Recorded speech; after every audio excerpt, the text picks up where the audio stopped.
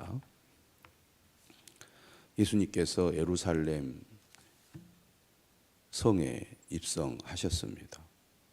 겸손의 왕, 평화의 왕으로 예수님께서 예루살렘에 입성하셔서 제일 먼저 어디로 가셨습니까? 오늘 본문에 보니까 예루살렘 성전에 들어가셨습니다.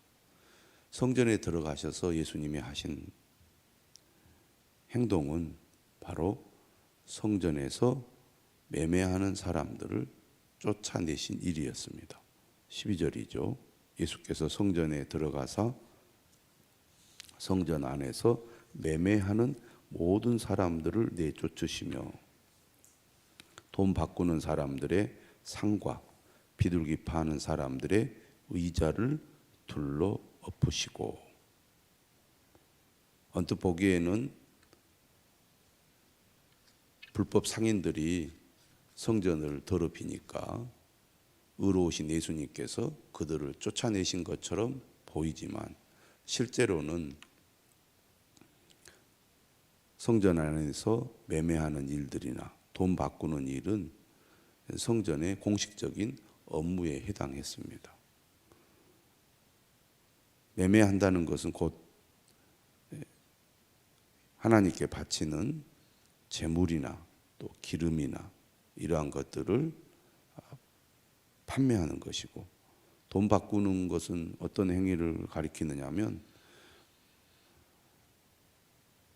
타지에서 오는 유대인들이 로마의 돈이나 그리고 헬라의 동전들을 성전 세겔로 바꾸는 일을 하는 것입니다. 돈 바꾸는 일은 누가 주로 맡았을까? 제사장이나 레위인들이 맡았을 것입니다. 하나님께 제사를 드리는데 백성들을 편리하게 돕기 위하여 성전 안에 매매하는 일과 돈 바꾸는 일을 하게 한 거죠. 명절을 앞두고 한 3주 전부터 이렇게 하고 있습니다. 그러니까 오히려 여러 가지 불편한 과정들 또 문제들을 이렇게 해결하고 돕는 일을 하기 위하여 이런 제도를 만든 것입니다. 그런데 예수님께서 이렇게 회방을 얻는 거잖아요. 우리가 예배드리고 있는데 예수님이 와가지고 막 쫓아내시는 이런 행동을 하신다고 생각을 해보십시오. 그런데 예수님께서 이렇게 하신 근본적인 이유가 있습니다. 13절에 말씀하시죠. 그들에게 이르시되 기록된 바 내 집은 기도하는 집이라 일컬음을 받으리라 하였거늘 너희는 강도의 소굴을 만드는도다 하시니라. 예수님은 구약의 말씀을 인용하여 하나님의 성전이 그 성전의 본질적인 임무를 망각하고 변질되고 타락했다고 비판을 하고 있는 겁니다.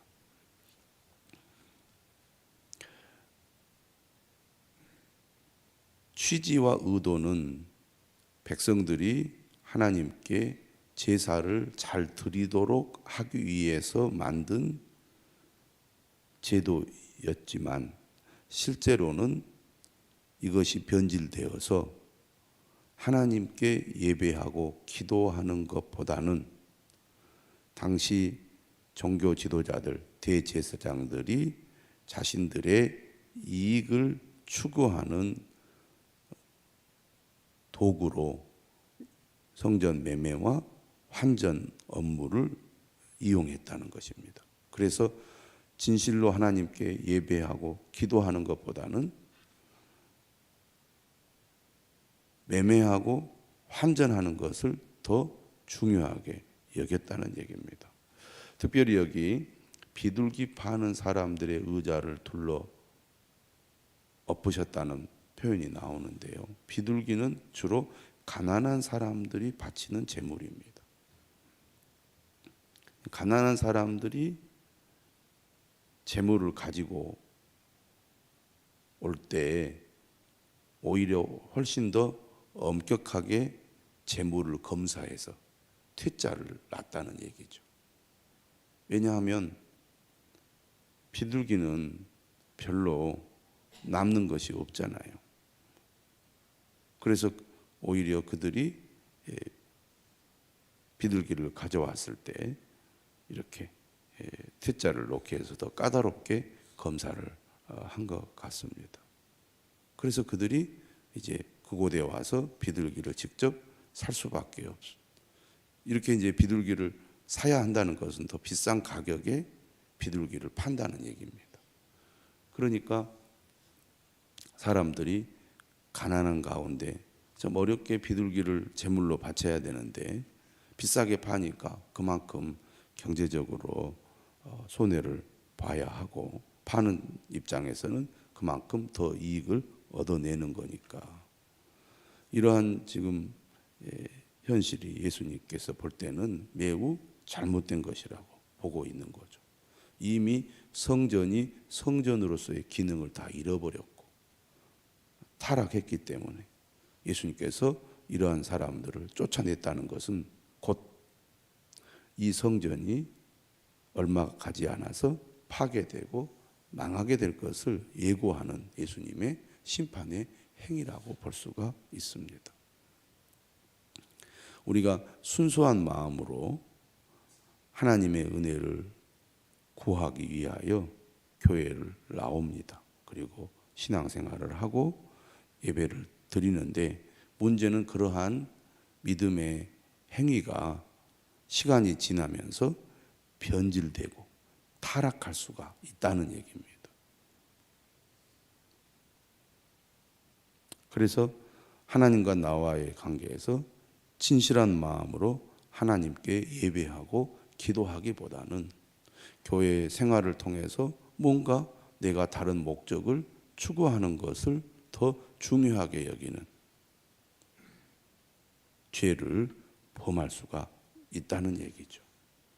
당시 유대인들, 특히 종교 지도자들은 기도하는 집, 진실로 하나님께 예배하고 기도하는 집을 강도의 소굴로 만들어서 타락을 시키고 말았던 것이죠. 오늘 우리도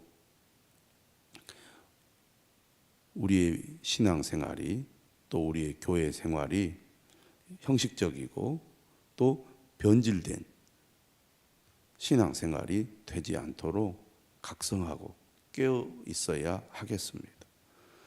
우리는 주님을 믿는다고 하면서도 얼마나 주님을 진실로 원하고 구하고 기도하고 있습니까? 그저 주일에 와서 예배드리고 나는 신앙생활을 잘하고 있다 이렇게 다른 사람들 앞에 나 자신을 보이는 것으로 만족하고 생활하고 있지는 않습니까? 내 집은 기도하는 집이라 예수님 그렇게 말씀하신 것처럼 우리는 얼마나 주님의 은혜를 사모하고 간절한 마음으로 주님 앞에 나아가 기도하고 있는가. 오늘 이 본문을 통해서 다시 한번 돌아봐야 하겠습니다.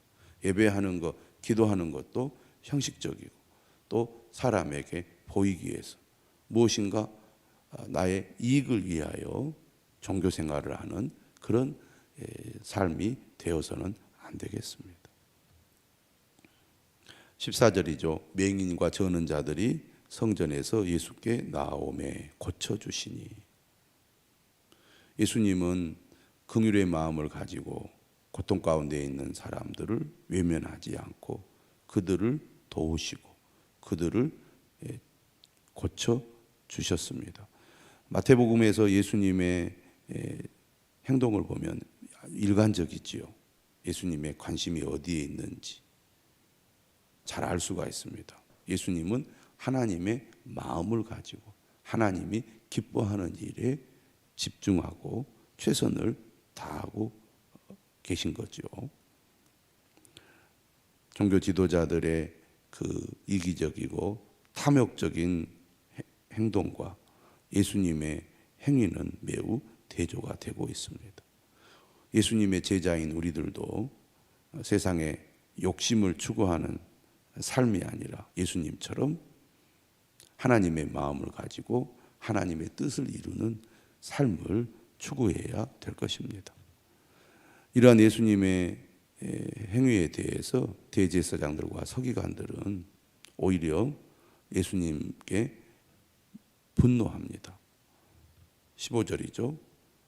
예수께서 하시는 이상한 일과, 이상한 일은 바로 성전에서 장사하는 사람들을 내쫓는 행위를 가리키겠죠. 또 성전에서 소리질러 호산나 다윗의 자손이여 하는 어린이들을 보고 노합니다. 예수님께서 성에 입성하셔서 많은 사람들의 관심과 또 환호를 받는 모습에 대해서 지도자들은 매우 경계하고 또 분노하고 있습니다. 그래서 예수님께 이렇게 질문을 하죠. 그들이 하는 말을 듣느냐? 그러자 예수님이 이렇게 말합니다. 그렇다. 어린 아기와 젖먹이들의 입에서 나오는 찬미를 온전하게 하셨나이다 함을 너희가 읽어본 일이 없느냐. 지금 일어나는 이 현상은 이미 구약 성경을 통해서 하나님께서 예언하신 것이다. 예수님은 하나님의 뜻을 이루기 위하여 오신 분이고 예수님의 모든 행위는 하나님의 뜻을 성취하는 행위라는 겁니다. 바로 하나님께서 약속하시고 또 말씀하신 메시아라는 것을 예수님은 구약의 말씀을 통하여 증거하고 계시는 거죠. 예수님은 이렇게 예루살렘에 입성하여 성전을 정화하고 또 맹인과 저는 자들을 성전에서 고쳐주심으로 그가 하나님이 약속하신 메시아임을 증거한 다음에 성 밖으로 나가게 됩니다. 그리고 베다니에 가서 이제 머무르게 되죠. 그리고 그 다음 날이 되었습니다. 18절이죠. 이른 아침에 성으로 들어오시는데 배가 고프셨습니다. 그리고 길가에서 무화과 나무를 보았어요. 가까이 가니까 잎사귀밖에 아무것도 찾지 못했습니다. 그리고 예수님께서 나무에게 뭐라고 얘기하냐면 이제부터 영원토록 내가 열매를 맺지 못하리라. 이렇게 예수님이 말씀을 하시자 무화과 나무가 곧 말랐습니다. 마태복음에서만 곧이라는 표현이 나오는데요. 이것은 자연적으로 무화과 나무가 시든 것이 아니라 예수님의 말씀을 듣고 무화과 나무가 시들었다는 것을 보여주기 위한 것이라고 하겠습니다. 이것은 그 전날 성전에서 예수님께서 매매하는 자를 쫓아내는 것과 관련이 있는 사건이라고 하겠습니다. 다시 말하면 성전은 그 기능을 이제 상실했고 성전은 얼마 있지 않아서 결국 파괴될 거라는 것을 예언하는 예수님의 행위라고 할 수가 있겠죠. 이제부터 영원토록 내가 열매를 맺지 못하리라. 백성들이 성전에 가서 자신의 죄를 사함받고 또 하나님께 예배를 드리는 이 공간이 성전이었는데 더 이상 그러한 역할을 성전이 이제 못하게 될 거라는 거죠. 이 성전을 누가 대체하게 됩니까? 예수 그리스도. 예수 그리스도가 성전이 되셔서 새 성전이 되셔서 이제 사람들이 예수 그리스도를 통하여 죄 사함을 받고 예수 그리스도의 이름으로 기도하게 될 거라는 것입니다. 무화과 나무가 말라버리자 제자들이 그것을 보고 이상히 여겼습니다. 그리고 질문을 하죠. 무화과 나무가 어찌하여 곧 말랐나이까? 예수님 대답하십니다. 내가 진실로 너희에게 이르노니 만일 너희가 믿음이 있고 의심하지 아니하면 이 무화과 나무에게 된 이런 일만 할 뿐 아니라 이 산더러 들려 바다에 던져지라 하여도 될 것이요. 여기서 다시 한번 예수님은 믿음을 강조하고 있습니다. 제자들에게 필요한 것이 무엇입니까? 믿음입니다. 주님을 절대 신뢰하는 믿음. 이 믿음이 산을 옮겨 바다에 던져지게 한다는 것입니다. 산을 움직이는 능력이 무엇을 통해 나타납니까? 믿음을 통해 나타납니다. 제자들이 예수님을 절대 믿고 신뢰함으로 산을 움직이는 능력을 발휘하기를 바라시는 거죠. 예수님을 절대 믿고 신뢰하는 자는 어떻게 이러한 능력을 발휘할 수 있습니까? 22절 이렇게 말합니다. 너희가 기도할 때 무엇이든지 믿고 구하는 것은 다 받으리라. 오늘 본문의 결론은 바로 기도입니다. 오늘 말씀의 시작도 기도로 시작하죠. 내 집은 기도하는 집이라 일컬음을 받으리라 하였거늘 너희는 강도의 소굴을 만드는도다. 기도가 살아야 믿음이 살고 기도가 살아야 교회가 삽니다. 나는 잘 믿습니다. 나는 믿음이 좋습니다. 나는 열심히 신앙생활을 하고 있습니다.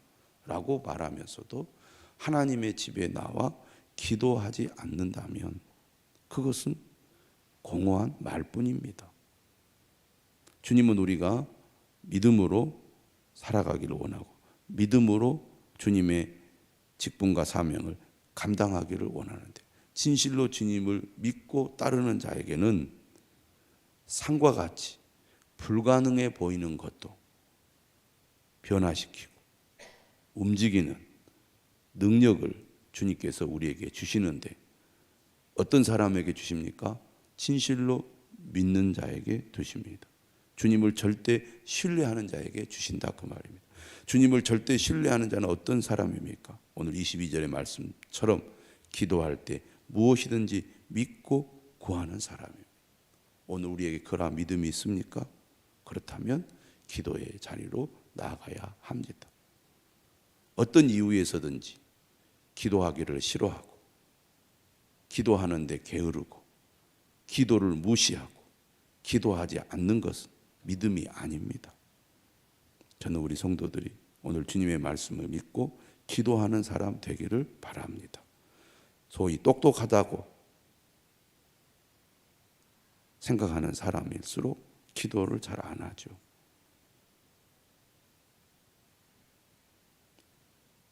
기도하는 우리 성도들이 될 수 있도록 기도해 주시기를 바랍니다. 그냥 기도하는 것이 아니라 믿고 구하는 자가 될 수 있기를 바랍니다. 불가능해 보인다 할지라도 우리가 믿음으로 구할 때 하나님께서 반드시 역사하시고 응답해 주시리라 믿습니다.